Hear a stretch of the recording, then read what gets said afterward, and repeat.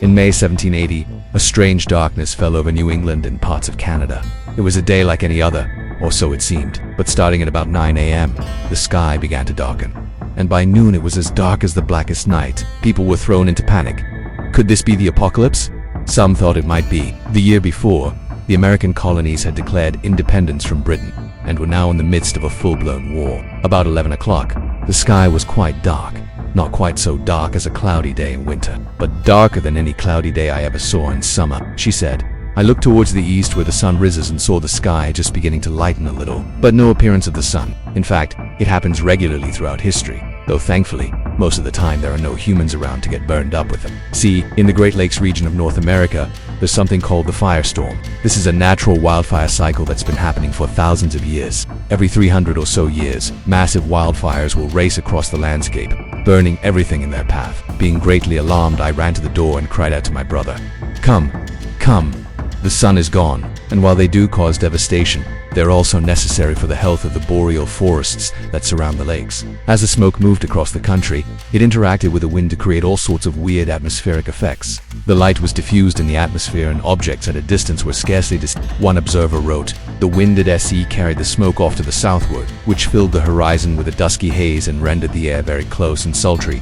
Would the darkness never end?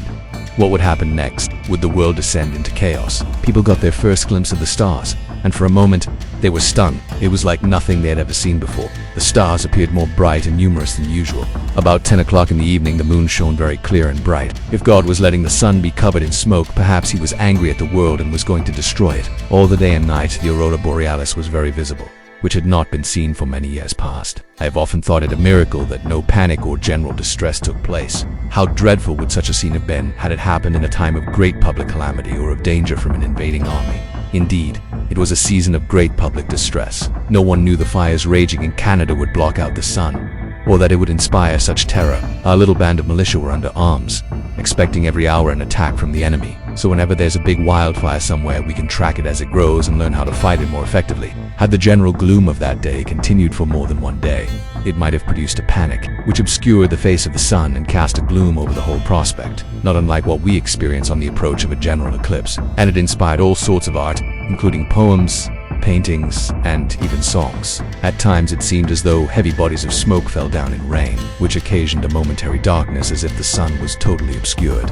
Every year, Maine holds a dark day festival to commemorate the strange event that turned day into night. We went to bed about 10 o'clock, and about half an hour after it was quite dark, the candles were brought in and we sat up to see the moon and stars appear. The moon shone very bright and the stars shone like the noonday sun. In short, it was the finest, fullest, and most glorious appearance of the heavens that I ever saw. And when they reached the Great Lakes, they spread like wildfire, racing across the region and blocking out the sun. After the fires pass, the land is left completely barren, but the seeds of new growth are already present. The charred forest floor is rich with nutrients. Still, everyone knew that what they had experienced would never be forgotten. And within a few years, the forest begins to return.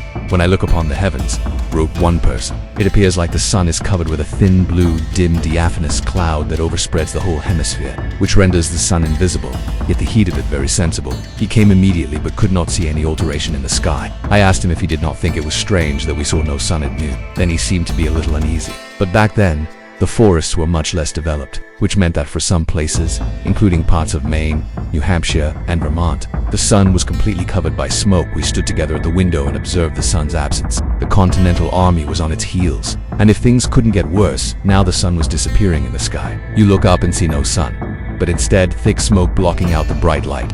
That would definitely be pretty terrifying. Birds flew back to their roosts, animals ran for cover, and people fell to their knees and prayed. A darkness so profound it blotted out the sun entirely.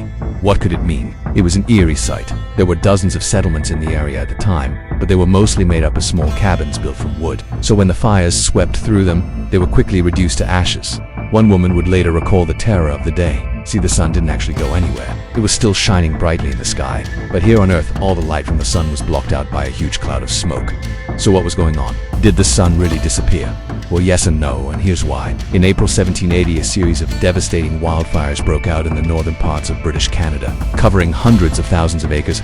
And this isn't the first time this has happened. Scientists believe these fires are started by lightning strikes during thunderstorms. But in 1780, there was something different about the fires. They were bigger and more intense than normal. Today, there are millions of acres of forest land in this region, so the fires weren't able to completely block out the sun. For others, it was only partially covered, which created a weird hazy effect in the sky. So imagine living back then and seeing the sky begin to darken. It wasn't just the smoke either. Another person said, the sun appeared exactly as the moon does in a cloudy night, just visible and of a reddish color. And another said the fire raged on all sides and drove on before it a dense black cloud.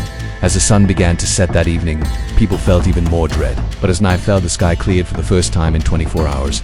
The greatest part of the night was remarkably clear and serene, said one witness. Another person said, the darkness was so profound that about sunset, when the shades of night usually fall, we could not discern the objects in our own garden. And this scared them even more because the Bible warned that the stars in the sky would fall. Many believed this was a sign of the apocalypse. But as the days passed and the sun returned to the sky, people gradually began to calm down. One woman would later say, I have heard it has been called the dark day, and so it is known among us who live to tell the tale.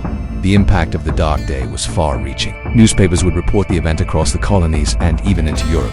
These days, the event is still remembered and celebrated. And to think, it all happened by accident. But luckily today, we have satellites circling the globe. But maybe that's not such a good thing. Maybe it's better not to know what's going on and to enjoy the mystery. What do you think? Would you rather know about wildfires before they become a huge problem or not know and be surprised? Let me know your thoughts in the comments below. And hey, thanks for watching. Don't forget to subscribe so you don't miss more amazing videos.